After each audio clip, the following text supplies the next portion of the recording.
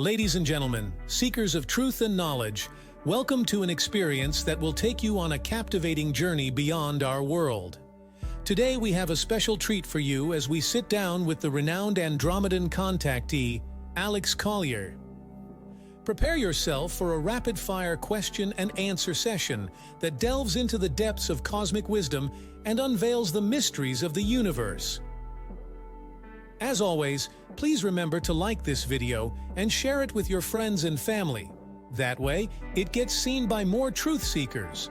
Also, remember Alex hosts a live webinar 3 times a month on a Friday at 2 p.m. Eastern Time, so be sure to visit the link in the description for more information. But for now, here are today's rapid-fire questions and answers.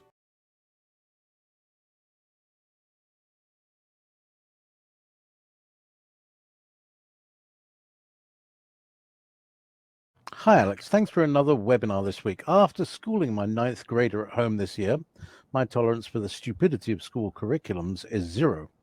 I was wondering if you have any advice on how best to guide our kids through the academic BS. I once believed in education, and now I see it as a big waste of time.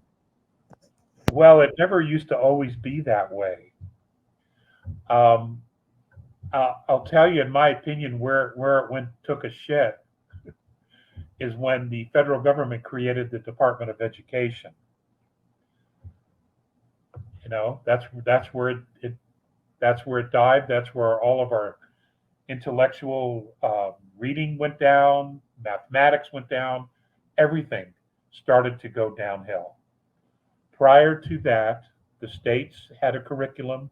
There was competition between the states in education. If the educational curriculum had been for real and was about empowering our children for the future, they wouldn't have to do the things that these colleges are doing now.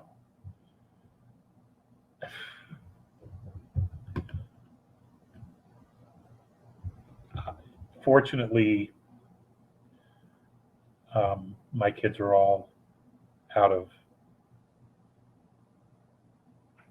school with the exception of 2 who are going to college. And whatever conflicts I have is centered around what they're being told about climate change. You know, they're being taught that the world is going to come to an end because of climate change. And you know, when I push back on that and I offer to show them the facts, things get real interesting.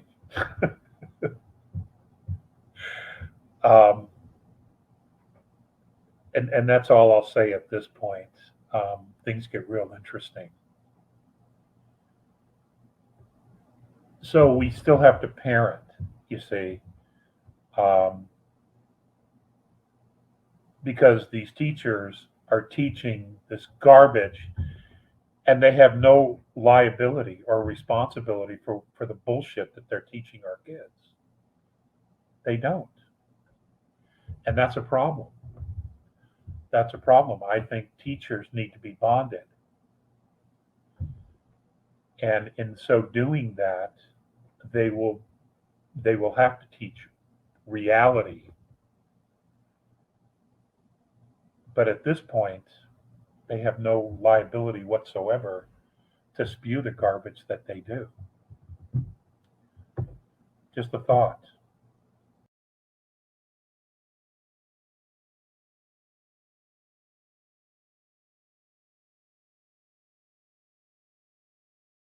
Hi Alex, do you know what kind of goods or services the galactic community will be interested from us once we're in contact? Thanks for everything. Kayla, very good question. It is a good question.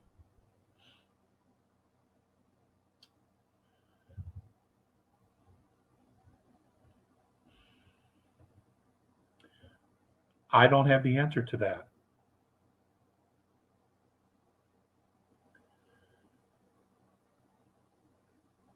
But I want you to look at the idea that there is something extraordinarily unique about who we are, both spiritually and physically.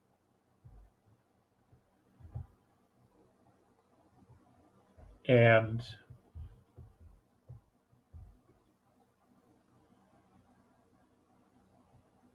whatever that uniqueness is, what whatever the actual ultimate intention was for us to go through this journey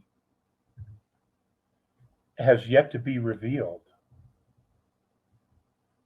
Uh, I don't think third, fourth, fifth, sixth, seventh density may know.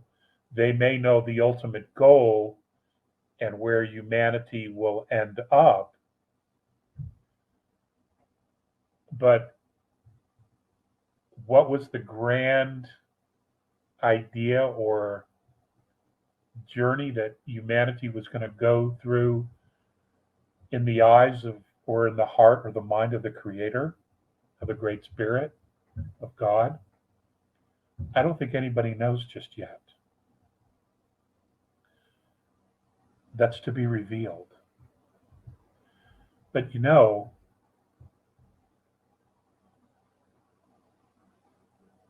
sometimes whenever we're on a journey, whenever we're going through a dark night of the soul,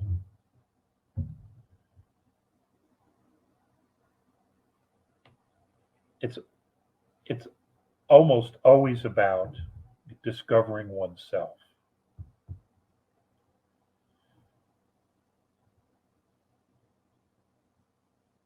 When we go to a foreign land and we're exploring this foreign land, yes, we're learning about the country and the people, but ultimately what we walk away with is more knowledge about ourselves.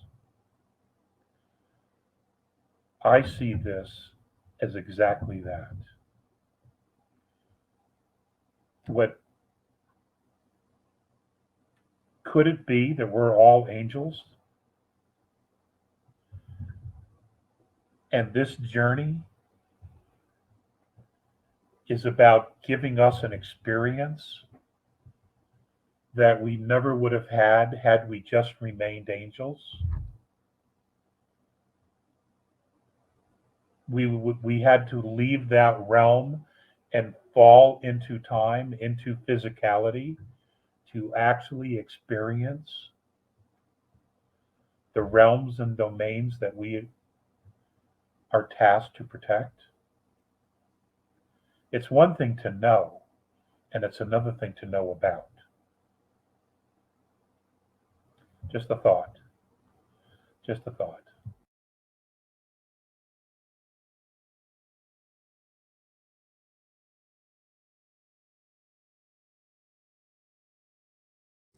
What can you tell us about life on Venus? NASA has always said the surface is around 700 degrees Fahrenheit and the atmosphere is like sulfuric acid. Oh, sounds like my bedroom. What is the truth? Are there advanced humans living underground? Well, Tom, I have shared this with you that the Chaldeans referred to the Venetians as the Titans. And their visitations, their relationship with humanity was something that was generally known and generally accepted um, amongst the Chaldeans and probably the other uh, human civilizations at the time. When they decided to just trash ancient history, what is NASA? Never a straight answer. I mean, we know it that most of it's rubbish. Of course, we know that. Um, the Russian satellites picked up oxygen in the atmosphere of Venus. Well, how could that be if it's 700 degrees and sulfuric acid, right? So, anyway, NASA announced that they're going to be sending satellites finally to Uranus. Yeah, like we'll be told the truth about what's in Uranus, the oceans, and the life that exists there. Um, Uranus and the oceans of Uranus is where a lot of life was brought into the solar system. Those life forms that they could alter and genetically adjust to live in our ecosystem, it was all done there. The only life that they did not have to genetically alter in order to bring to this planet is octopus. But everything else was genetically modified to be able to live in this atmosphere, in our oceans. Those proving grounds is Uranus. I've been saying this for years. Now, suddenly, NASA has chosen no longer to ignore Uranus, but that's 10 years out. And I'm hoping Space Force comes forward and shares what they already know. We'll just have to see. This drip, drip, drip, drip, drip. God, it is frustrating. It really, really is. As far as beings, yes, there's lots of life in our solar system.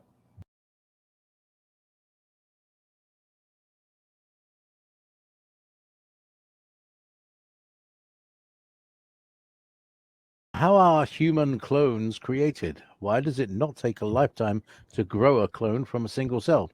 Evidently, the method differs from how it's done with animals, right? Technology, it was alien technology. Bill Tompkins talked about this in his interview with Carrie Cassidy. So I would direct you to those interviews that Carrie did with William Tompkins. He explains how that's done and where the technology came from, because I don't want to steal his thunder, even though he's crossed over. But Carrie deserves the recognition for the remarkable work that she's been doing all these years of putting this information together. There was also a gentleman by the name of Peter Beater, who ran the Import-Export Bank for John Kennedy, President John Kennedy. He also did audio letters, and he shared a lot of this information as well while he was alive. He was taken out ultimately, but that was information that he shared before Bill Tompkins' interviews with Carrie Cassidy. But those interviews with Carrie that Mr. Tompkins did really brings a lot of that into perspective. So I would refer you to that.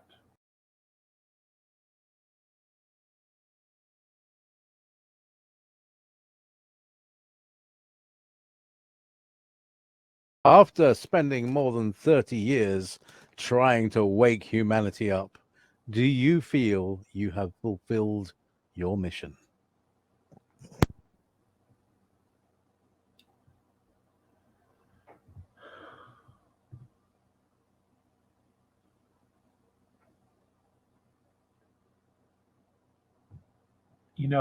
I knew I was just a bridge to this time.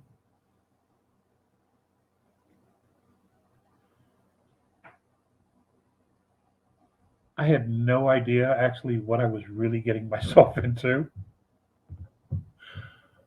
I've done the very best that I could and not made this a business, selling t-shirts and any of that stuff. So I've lived up to that. I've I've done everything that I know to do and could do and was asked to do.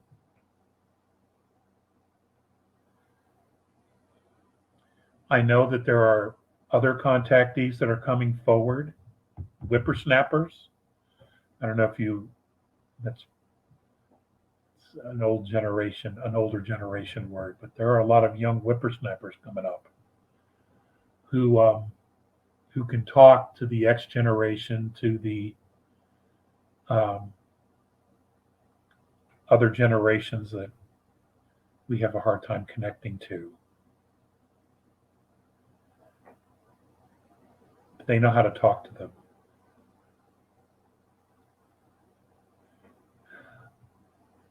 I hope so. I hope so. I'm not getting any complaints from Mornay. Like I'm not getting cattle prodded or anything like that. But I am tired. I am tired. It's the stress of it all has has taken its toll. It has, and it's been an interesting journey. Lots of highs and lots of lows. I guess history will determine that.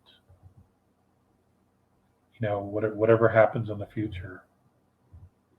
And that's all we do. We raise our kids the best we can. We do everything we can, to get from one day to the next.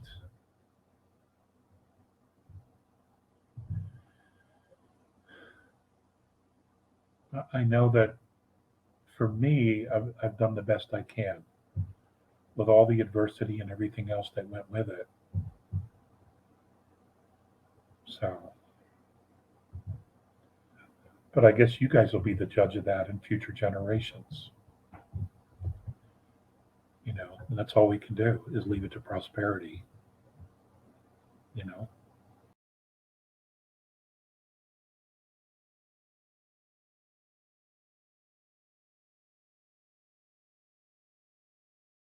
You said a while back that the book of Daniel was actually the story of Zoro Aster. Is this something the A's shared with you, or did Yes. you discover this yourself? I cannot find any information on this. Yeah. That's what the A's have said. Um, that's exactly what they've said, and it's just been rewritten, rewritten, rewritten, rewritten. Um, when it comes out, the information about the books that the Caesars had scribed or paid to have scribed and written, I have a feeling that that piece of information will come out at that time as well. When history, our true history, is being unveiled for all of us, we will be able to make sense of it, um, and know that specific knowledge we have today came from times memorial. And we had some very, very advanced ancestors. A lot of information and knowledge far exceeding where we are today was known then. But in order to control us and manipulate us, all that information had to be suppressed and hidden so that they could turn us all into idiots and obedient slaves. If we had all that knowledge, it would have been impossible to enslave us. So the manipulation was in depth and pretty thorough, but they weren't able to hide everything. They just weren't, and they will not.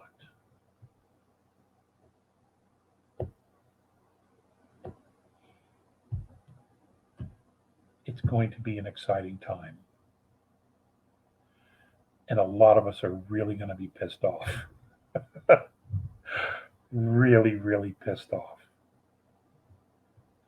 But we'll have to process it and move through it because we have a new civilization to create and new foundations to build for future generations. So we're going to have to get over ourselves pretty quick, in order to do the work that we have to do. Being the new forefathers and foremothers of a future civilization. So, still a lot of work to be done. Next question, please. Sonia has said that you have a very long lifeline, so you're going to be around for a while yet, she says. Anyway. Good. Thank you. I like that kind of talk.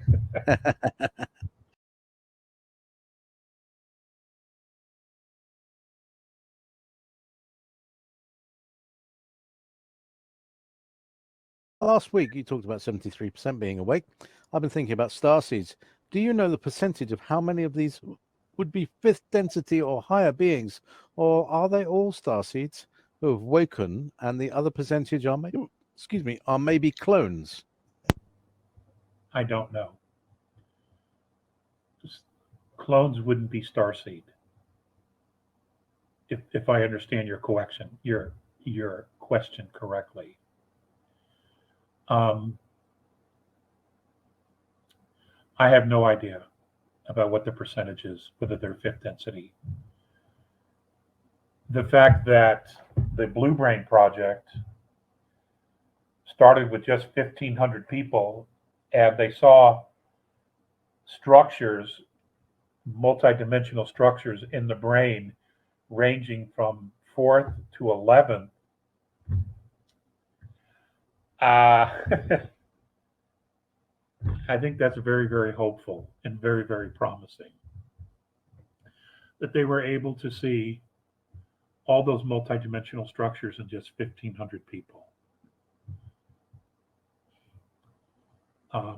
I think that that's something to be celebrated and very, very hopeful. And I dare say we got this.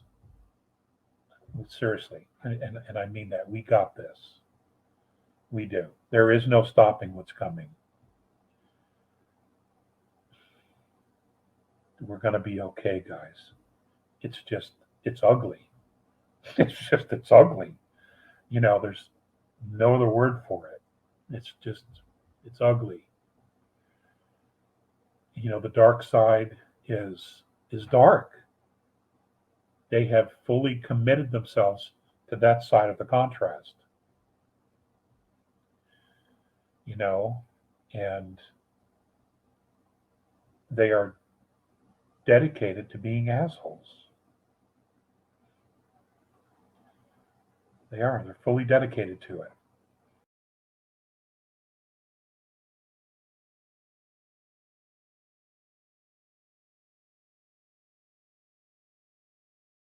Can you talk more about Cygnus Alpha Gamma rays coming in? Are these uplifting humanity's consciousness?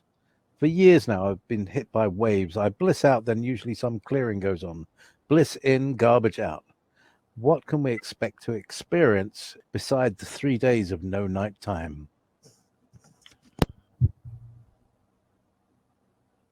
I didn't necessarily say that there would be no night. What I said is that the light would pass us, as well as the gamma rays and the neutrinos. Now, there seems to be some fear around that, any nova, that it would be incredibly harmful. I don't necessarily see it that way. We are galactic beings. We have galactic DNA in us. And contained within our physicality are souls that are, beyond a shadow of a doubt, multidimensional.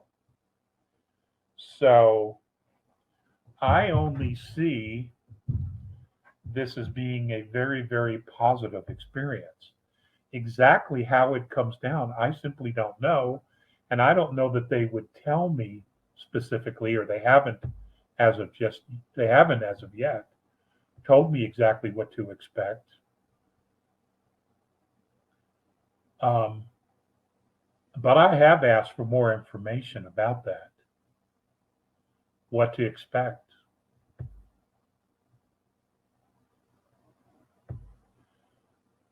But it's in no way, shape, or form the end of the world. No way. And, we're talking about something that happened 615 years ago, and we're waiting for it to hit us. It's really remarkable if you stop and think about it.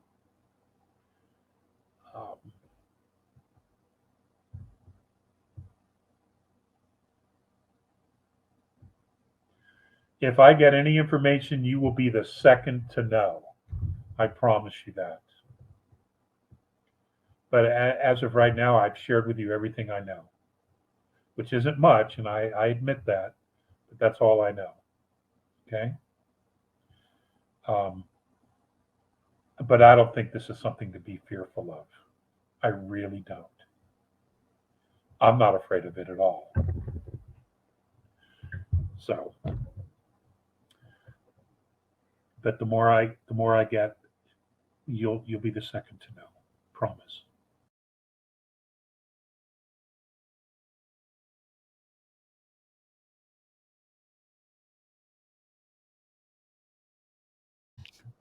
Hi, Alex. When we get to 5D, how does our 5D self ascend to a higher dimensional frequency as well? Oh, no, sorry. No, sorry. I put a how. That doesn't work. When we get to 5D, does our 5D self ascend to a higher dimensional frequency as well, or do we integrate with that aspect of ourselves? Aha. Is it like, what's that hermit crab thing, Boy, you're already worried about getting out of 5D. I'm just worried about getting out of 3D.